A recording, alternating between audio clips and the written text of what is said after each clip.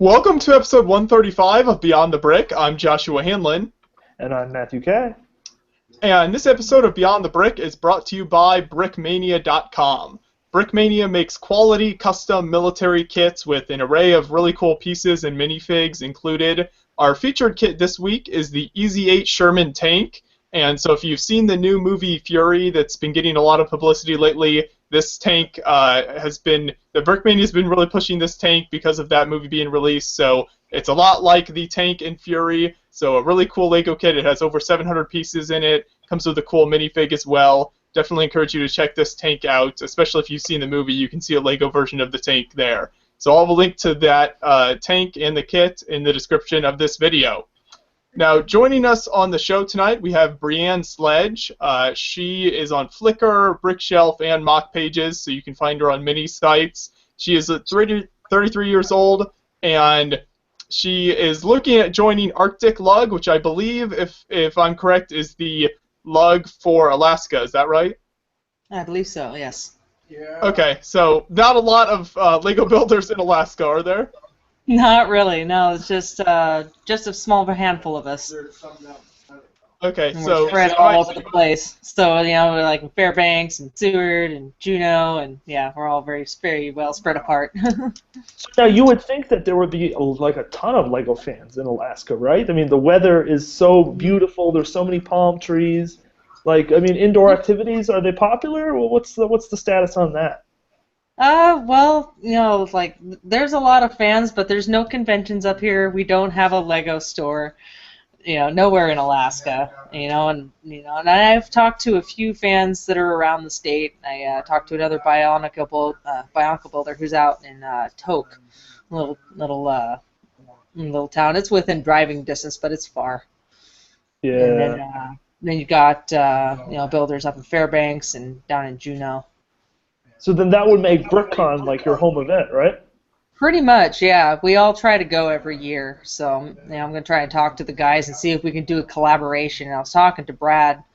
It's Brad Crick and Ty Keltner, the two builders that frequently go to BrickCon every year. So that would be really neat to see a collaboration, even kind of like how Virtual Lug gets together without actually having meet, doing it online and via pictures and video and whatnot. Still have your meeting, collaborate on builds, and come up with some really good stuff. Very cool. But Now, you mentioned that you're a Bionicle builder there, and we've had a couple of Bionicle builders on the show.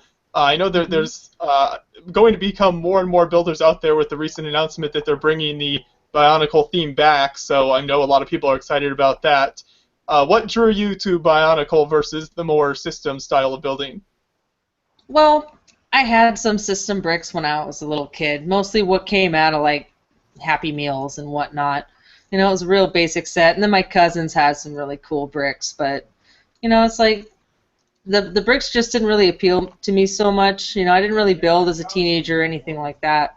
I ended up just buying a box at a garage sale, thinking it would be really awesome to make some stop-motion animations with these newer Bionicle sets. Because when I first saw Bionicle come out, I wasn't too impressed with it. Everything was real static, and the guys were just like, little spinning robot, if you know what I mean. And so, but by the time like 2003, 2004 came around, there was a lot more articulation in the sets, and so you could build stuff that you could pose a lot better and do a stop-motion with and have it look pretty convincing. Definitely. And then I just kind of started building little guys, and was thinking, oh, they were really cool, and went to go post them online, and then I saw what people really build. And when I saw Bryce McClellan's The Rack, I was just like, I want to build that. So I just kept building, and now I just build crazy things, kind of in my own style, but I think everybody kind of assimilates a little bit of everybody else's style online and whatnot from pictures they can see. Definitely. But it's like you can kind of feed off the creative energy of others a little bit, right? Mm-hmm. Yeah, exactly. Yeah, and that build, the rack there that you mentioned, I wasn't familiar with that, and you'd pointed that out to me before the show, and that is a very interesting build. It's definitely along the lines of a lot of the types of builds you do, the style that you do a lot of your builds in, so I could see the connection there. Yeah, it was really like organic looking and very demonic and just like, ooh, it's got so many good pieces. I think he used like at least like 60 masks on that thing. It was ridiculous. Mhm. Now, when you first started building in 2004 with Bionicle, were you really into the story and everything with it, or did you mostly Oh just yeah. like the pieces for building?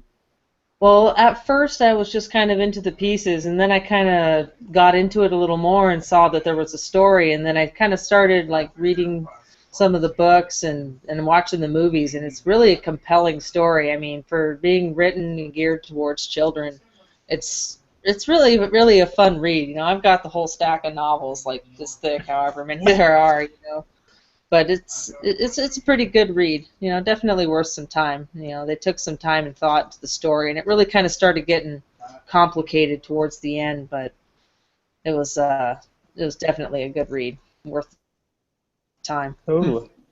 And I guess that's a good transition into what you would like to see for the re-release of Bionicle here. Are there particular story points that you would like to see them use, or totally start new? Anything you're looking for in particular there? Well, it'd be nice to see like another like primary goal, kind of like they had in the first Bionicle story, which is to reawaken Matanui and restore order to the world. You know, I kind of feel like they're going to try to do something kind of along that lines, but try not to get too convoluted in which directions the story goes, and like because they kind of broke it up into like 3 or 4 different timelines in the first series and mixed them all up when the main actual story was just happening in one timeline, and they were basically just telling all these different stories to try and make the original timeline make sense. And And it's now, just crazy. maybe like a question as like a tangent to that. Like, how much of like do you feel that they're catering to someone like yourself who's able to maybe absorb such an in-depth storyline, as opposed to like just catering to a 5-year-old who kind of wants to understand a little bit, but mostly just wants cool figures? Like, what do you think they try and like find a middle ground, or are they swayed wildly to one side? I believe like the books are kind of geared towards like at least 3rd to 4th grade and up, kind of around that range, as far. But I don't know like if they release new books or stories. I would imagine that they would gear towards the younger children. But the story is kind of what drove the Bionicle toy line. That they didn't really Yeah. have, there was no TV series or anything like that. That they had the story, which was books and like 4 movies. Do you think we'll be in store for more of those like weird like product placement TV show like Cartoon Network type things? Mm, It would be kind of interesting to see a Bionicle series, but only if they actually did it real justice, like the original line, and not have it turn into some like super childish like Hero Factory story that Yeah. doesn't really have like a long destined plot, and it's not like a truly epic battle story like Bionicle is. True battle between good and evil. It has to be like. I just hope they do it justice, however they choose to do it. Yeah.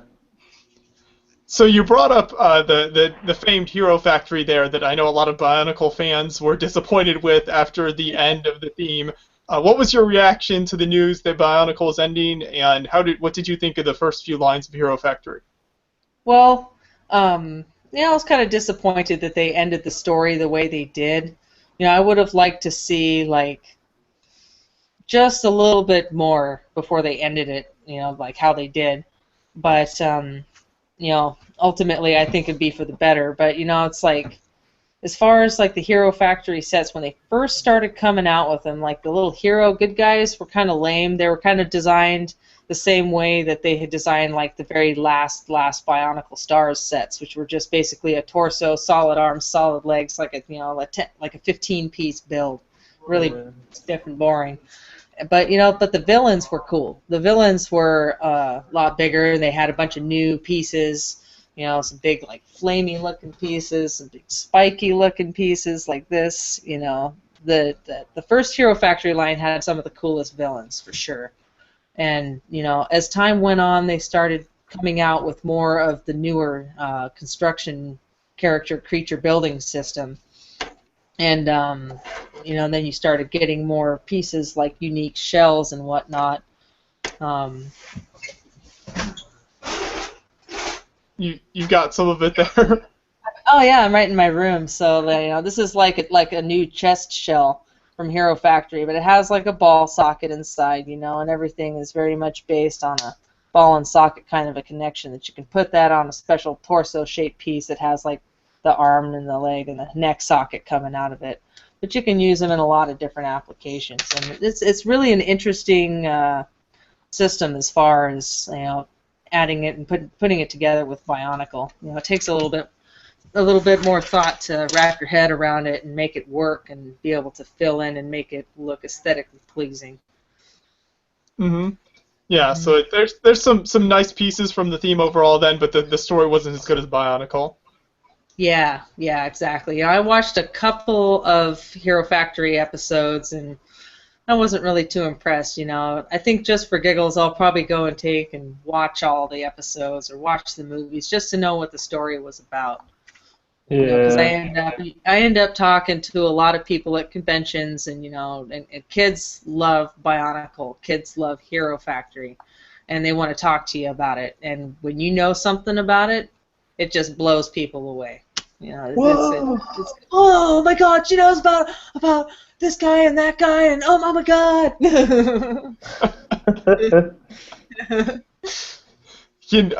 Amazed them with all your facts and knowledge there. I'd be interested. I'd be interested to hear from your perspective as a big fan, what you think. Why did Bionicle end the way it did, and some of the issues there? Was it designer problems with the way the last sets were designed? You said you weren't a big fan of the final lines there. Was there a couple problems that you could point to as a fan that you thought kind of caused the decline of it? Well, they had kind of been coming out with like the final sets before the Bionicle Stars, like after the story ended. That was like the last line of sets they put out. The previous set of sets, which were like the Glatorian line, were awesome. They were probably some of the most intricately detailed sets that they made, but I think that they were running out of ideas for the story, and they just wanted to kill the storyline and just end it. But I don't know how their sales on Hero Factory went versus Bionicle. It seems like I've seen a lot more Bionicle sets on the shelves versus Hero Factory sets as far as like what's getting restocked and things like that. And it just seems like the Bionicle stuff just sold better. Yeah. And so I think that was part of their decision in bringing it back, is because it was a very, very successful line for them that made them a lot of money. It kind of brought them back from the grave there back in '01 when they were having problems, I think, yeah, it definitely is credited for some of that, right? They kind of boosted their product line. Yeah, their profits started going up when Bionicle was released. It became very popular very quickly. Yep. Yeah, I wonder you can still combine the brick with it. Yeah, I wonder if the popularity would maybe have decreased. Would that have been the reason that spurred them, or do you think it was just more we need to change things up? Yeah, it's kind of a.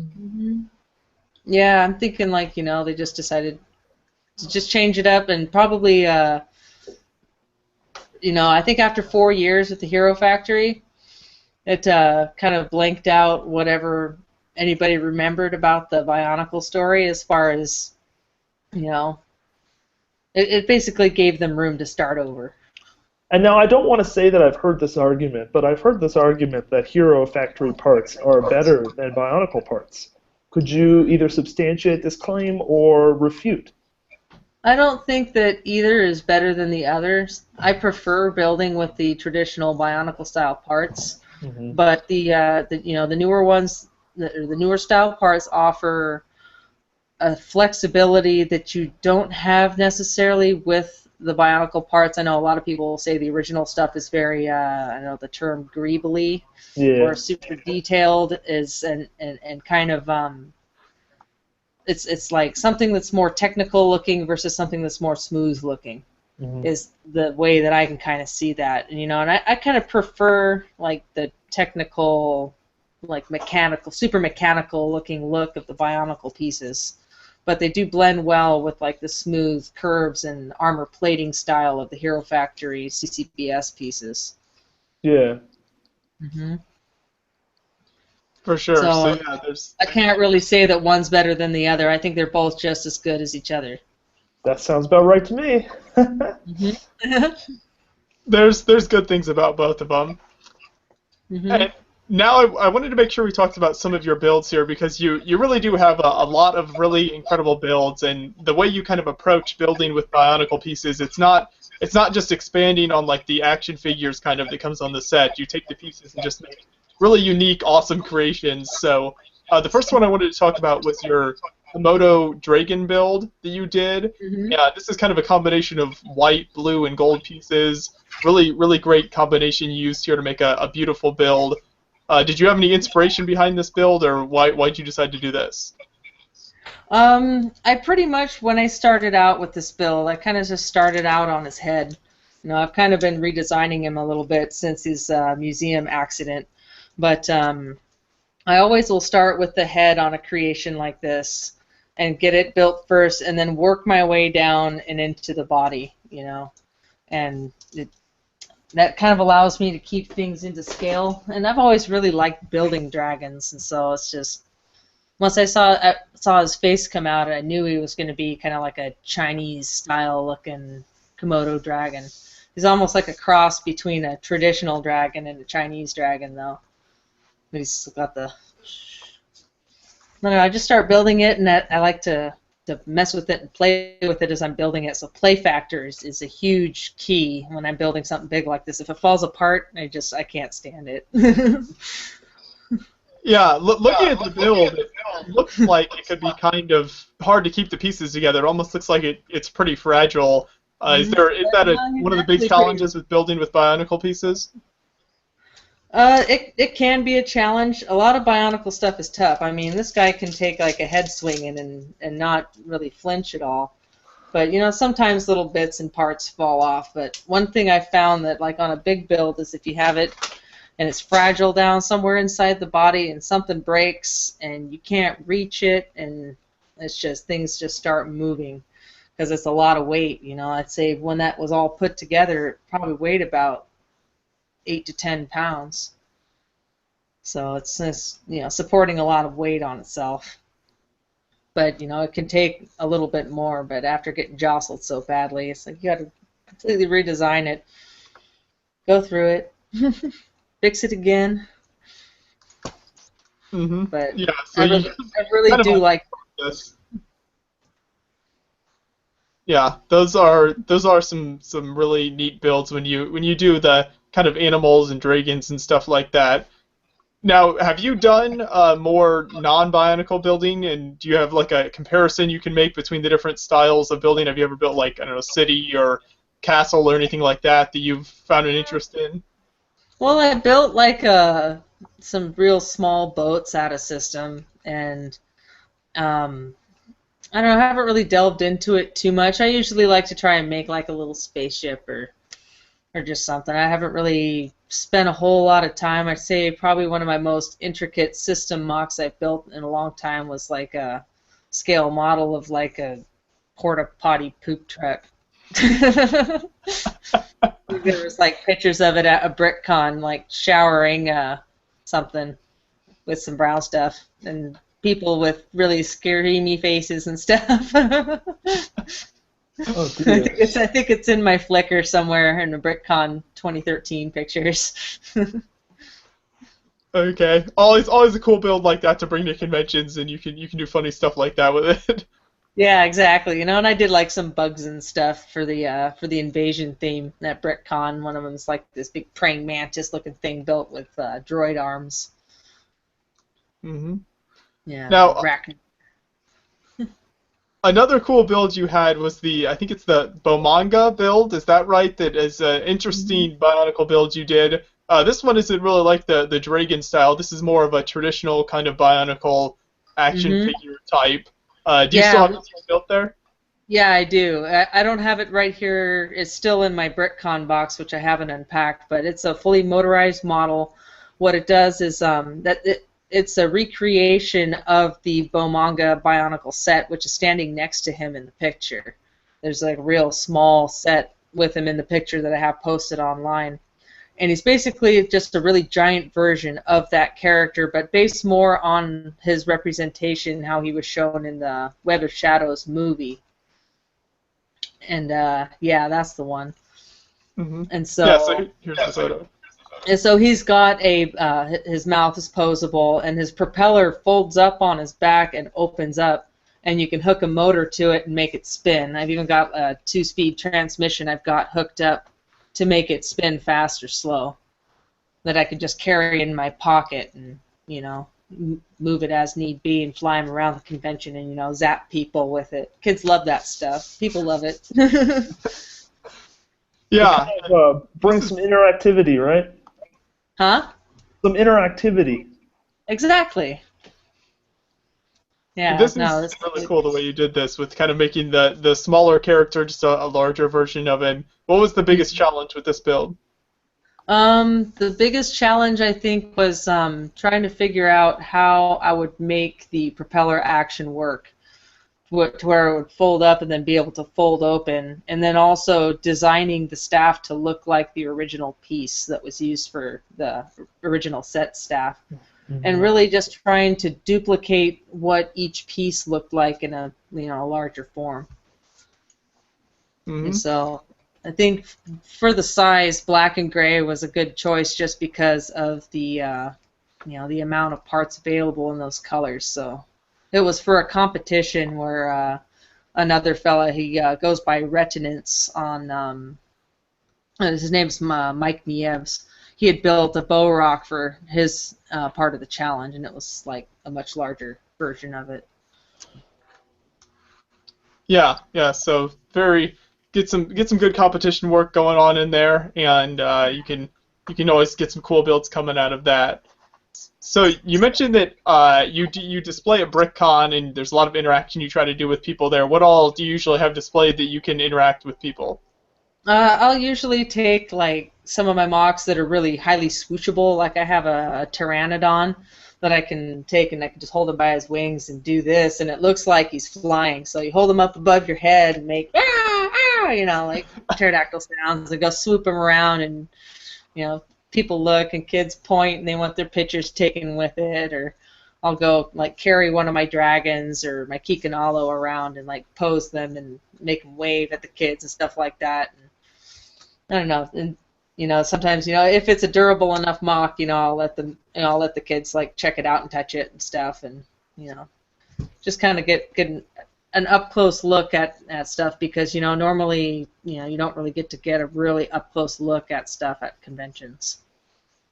No. Yeah, So I know like, a lot of people are wary of people knocking over their builds or whatever. So yeah. Oh, I've seen it happen. It's the most terrifying sound when you hear that on the floor. It's like, ooh, ooh. The only time you want to hear that is when you're tearing down at the end of a convention and someone's just crashing their mock into a bucket or something to take home. Yeah, that's different. Exactly. I've seen them do that too. Yeah, certain builders like to do that more often than others. Mhm. So some very cool builds there. Do you find inspiration from any particular websites or maybe movies or TV shows or anything like that for some of your, you know, kind of dragon or animal builds? It pretty much just all comes out of my head. You know, I've always been drawing dragons and things since I was really young. Always really been into dinosaurs, and I don't know, it's just like animal life kind of is, and you know, mythical creatures. It's kind of what inspires me. You know, I don't really watch TV or, you know, anything. I don't even have working TV at my house. So, you know, I just listen to the radio and just build away. That is awesome. So you're not like sitting around and like have this sci-fi movie and then you're building exactly from it. It's not like you're just kind of like, oh, put this together. It just comes out of my head. That is ridiculous. Very cool. I'll usually just get an idea in mind and think, oh, try to figure out how to put like pieces together certain ways, or I'll hold two pieces together and just be like, oh man, that would be really cool if I could attach those. So I just kind of figure out how to attach them together that way, and it'll usually turn into something like, you know, this here is going to be like a dragon's face, just like that Fury Blastous Dragon. I'm going to make a black one. this is what inspired the Blastous Dragon. Was this piece combination right here? It's like a foot in armor to make like a face. That's kind of cool. That is too cool. Yeah, I've heard a lot of people say, so you might be one of those in this grouping of people that kind of build from connections almost, so they like see the way two parts go together and they sort of just work out of that. Mm-hmm. That is very neat. Exactly. I just kind of look at it and it's like, oh, that's kind of how this guy came to be. Yeah. Just kind of seeing. I wanted to use these oddball like red and white pieces from the Predax set. It was like this weird looking Bionicle shark, and I ended up making some battle chicken head out of it. Pretty good. But he's got like little blue eyes. Look at you. His name is Cedric. So hopefully I'll get it done here for like another convention. I'm hoping to go to Bricks Cascade.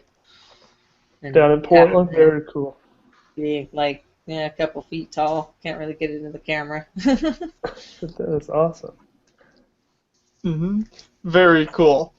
Now, being out there in Alaska, you mentioned at the beginning of the show there's not a lot of LEGO builders out there, so I'd imagine you do a lot of building on your own. Do you have any other interests or hobbies besides LEGO that you do as well? Yeah, I do a lot of artwork. I do like watercolor paintings. So it's kind of like professional quality. Kind of looks like almost photographic when it's done.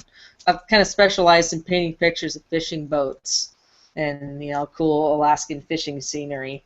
And then I get custom paintings to do for customers and things like that. And, I've done a little bit of carving like on ivory and bone and antler and things like that. And just kind of generally do a lot of art, and then I learned how to make violins when I got out of high school, and worked in that trade for about 10 years, and I've made 3 instruments, 2 of which I sold were violins, and I play on a viola that I made, and they have gargoyle heads for their scrolls. It's pretty cool, with like ivory teeth and like gemstones in their eyes and stuff. It's pretty neat.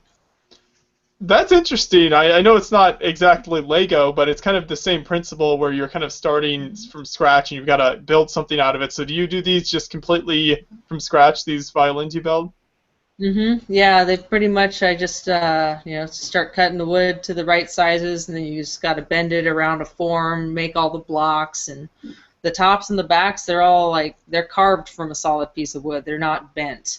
For like on a real good instrument, they're carved to certain thicknesses and all that. You do that with different planes, and use a drill press once you get your outer contour to get the interior depths and stuff all correct, and then you just go in there and just carve it out and have your little templates and just make sure you do all the steps right and get all the angles correct, and it really comes together.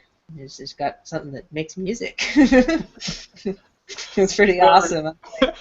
There's no feeling in the world can describe when you first put your strings on the violin you just made and hear it sing for the first time. It's like, wow. Every single one is different. So maybe Lego creations don't they're not quite that dramatic, right? But like you can still finish. Not quite that dramatic, although I must say, like when I finish a creation and stand it there on its own weight for the first time, it's almost the same feeling. Yeah, it's like something from your head has been realized in physical form, right? Yeah. Mm-hmm. Exactly. It's like I've just created this thing. Did I really make that out of Legos? Definitely. I still kind of amaze myself at some of the stuff that I make. It's like I wonder, it's like, how the heck did I make that? I'll sometimes go back to some of my old creations and look at them and think like, I made that. How did I do that? Yeah, there's some really cool stuff there. Do you have any tips or suggestions for people who might be looking into trying more Bionicle builds? I know, especially as we mentioned, with the theme coming back out in the next couple of years here, more and more people will be looking to build with Bionicle. Are there some things you found that really helped your building? Trying to try out new techniques in every single build, and not just build like, oh, here's my Bionicle, and you just got like, your little guy, oh yeah, And it's trying to make your character innovative and not use the traditional connection methods for the arms and the legs and make the torso out of multiple pieces. Even if you're just going to make a little guy, go for the detail. Detail is like super key. I don't have any sets out here that I could just like poke at the camera. Most of them are stuff that I've made, but a lot of times you'll see, even at conventions, you'll see creations that are still very basic and based on the original set design very much, but with like different armors and things attached to them. It's just all I suggest is go for the extra detail and innovative new techniques. And that's really something I think you can do with the Bionicle parts, because there's some interesting detail and things that you can make with those that you can't do with normal system bricks, and so you can really capture some cool elements and figures with that.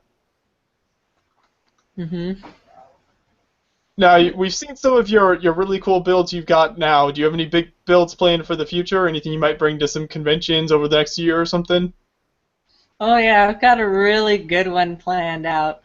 It's for anybody who's familiar with Dino Riders, I'm going to be building one of these out of Technic, and the figurines are going to be like on about an 8-inch scale, and the T-Rex is going to have NXT controls both for his head and for his walking action.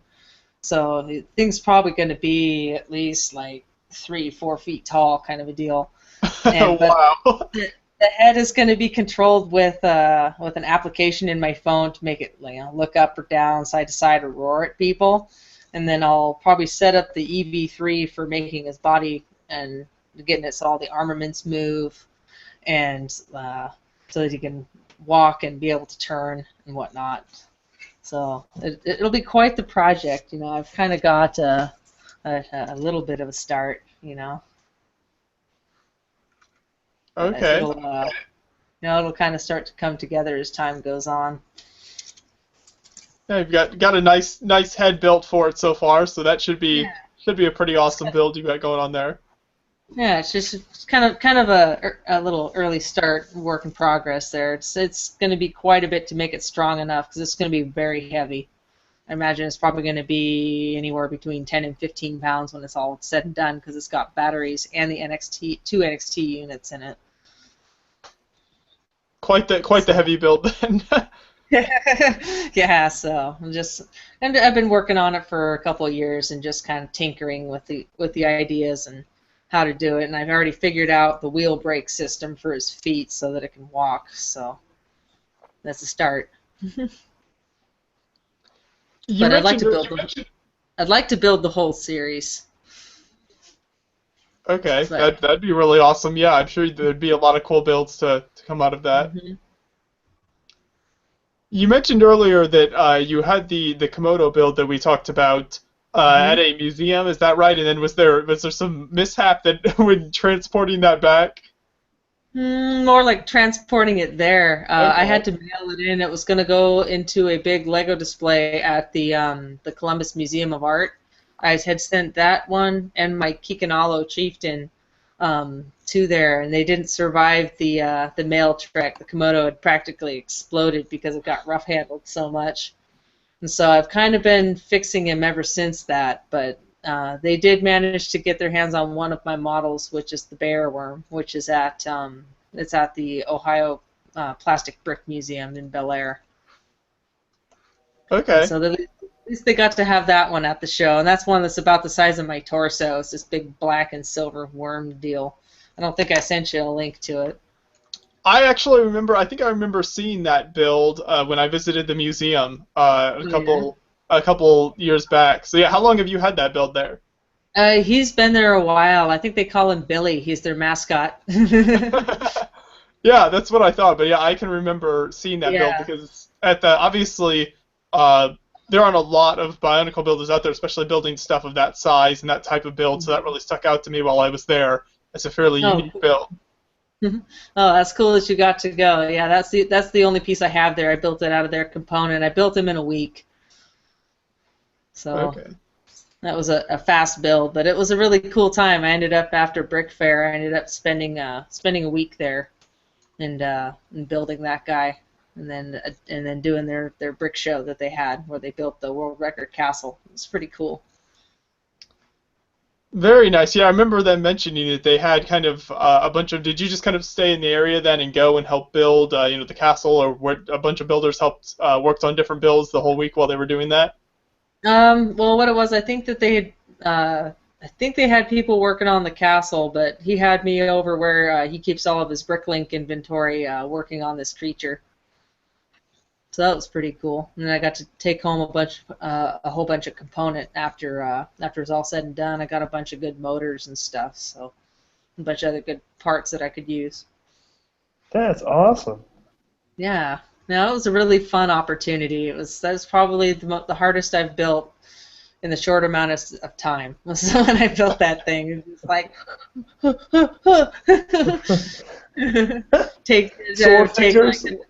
I would take the piece of it back with me to the hotel room every night and stare at it, try to figure out what I was going to do next. Lots of sore fingers? Not so much. I find digging through Lego brick hurts my hands more than Bionicle. Yeah, that's a Bionicle got the rounded edges, right? Lego's all. You put Lego together like this, okay? You put Bionicle together like this. Yeah. Not quite as painful to go searching through it for a piece. Yeah, exactly. It's a little more forgiving on your hands once the pieces are bigger and smoother and not so sharp. So will you be making it to, I think you were just at BrickCon, which was just a couple weeks ago. Will you be making it to any other conventions over the next 6 months or a year here? I'm hoping to make it to Bricks Cascade. Yeah, I usually I try to attend BrickCon every year, and if I can attend Bricks Cascade, I try to go to that one too, because I've got family in Oregon. It just makes sense. It's a fun convention to go to. I really like seeing everybody down there too. Mm-hmm. A lot of the people I see at BrickCon are there and whatnot, and vice versa. Yeah, I know there's a lot of overlap between those two conventions, so that works well if you can make it to both of them. Yeah, exactly. So give it a good solid try and see what happens. Yeah, very cool. Well, another interesting thing that I know a lot of people who might not build with Bionicle might be wondering is how have you built up your Bionicle collection over the years? Have you found that a lot of people sell Bionicle at garage sales and on Craigslist and stuff, or have you gotten that through Bricklink, or is it pretty much the same routes that you would get normal system bricks from, or have you found other routes as well that there are more people selling Bionicle stuff through? Yeah, I've had my best luck at garage sales and thrift stores, and I've amassed a rather huge amount of Bionicle over time. You know, I've gotten most of my stuff there, and then also from donations and buying from friends who don't really use the stuff. You know, I end up getting a really good deal on it. Excuse me. It tends to be like the orphan child maybe of the Lego community in terms of that, right? I mean, you have all these system builders out there, and then if they buy a used lot, Bionicle is the redheaded stepchild of Lego. It totally is, right? I mean, not in the best way possible though, but you know what I mean. Like I myself have given away some Bionicle to some of my more Bionically inclined friends. You know, it's all good. It's all good in the hood, but stuff like that always happens.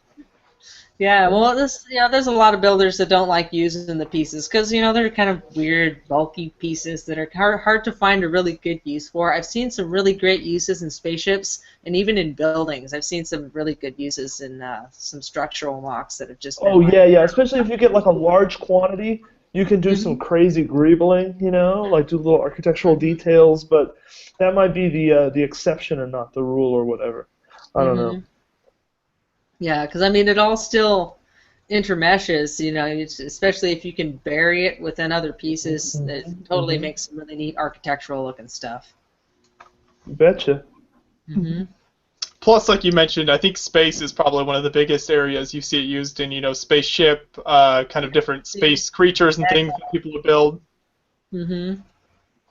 Yeah, so, space and mecha and all that stuff. You see a lot more Bionicle pieces used in that versus in town and train and castle. Well, actually, I've seen quite a bit of it used in castle. a lot of the weapons and stuff, they'll use them in their archways or things like that to really add some more flair. You know, there's a lot of different styles of blades and stuff they come out with, both with the Bionicle and the Hero Factory lines. And they really attach in some unique ways. Mm-hmm.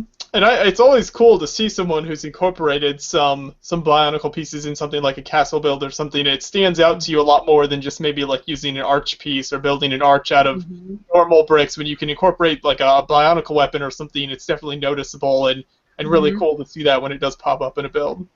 Yeah, someone who I've seen do a lot of really neat stuff with using Bionicle in their castle is David Frank, who's got some really interesting builds. Oh yeah, for sure. So yeah, there's a good example of a builder who can do that really well. Mm-hmm. Now, I think to finish it up for us tonight, do you have like a dream Lego set or a set that you've always wanted Lego to make? If Lego made like an Ultimate Collector Series Bionicle set that came with like a ton of pieces and was super detailed and absolutely huge, that would be probably the coolest thing. I would just go to heaven. I think I would die and go to heaven if they had something like that. Like Cafe Corner meets Bionicle. Yeah, or like the Ultimate Makuta. Yeah. 499 pieces, and he's like 2 feet tall. Yeah. Like it can sit at your dining room table and eat with you, like scale. Yeah, exactly. Awesome. Big gigantic. Awesome. That would be very cool. That would be a pretty awesome build, but I wonder if, since the line is generally fairly small, inexpensive kits, how well that would ever go over. I don't know if they could be able to market a bigger, more expensive Bionicle set easily to a lot of kids, or how that would do. Yeah, it's not quite the same as like Star Wars, where it's got the huge popularity of Star Wars behind it, But it'd be a cool idea.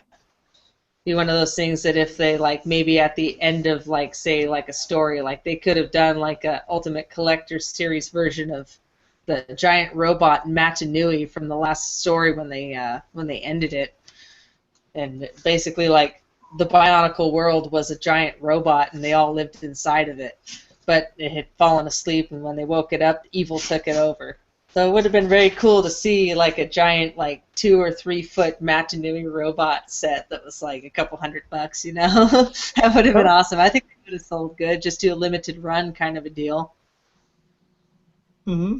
Yeah, that would have been really cool. So I don't know. Maybe we'll do something like that in the future. Mm-hmm.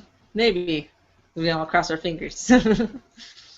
Something I just thought of that I wanted to make sure I asked you about was, if I remember correctly, there was a Kuso project that reached 10,000 votes. It was basically, I think it was called like Bring Back Bionicle, essentially. And this was a couple, 2, 3, 4 years back. And then I think they turned that down, saying at the time they weren't interested or something, or that they gave some reason for it. Do you think that affected their decision once they saw that it was popular enough to get 10,000 votes on Kuso to bring it back? Or what did you think when you saw that hit 10,000?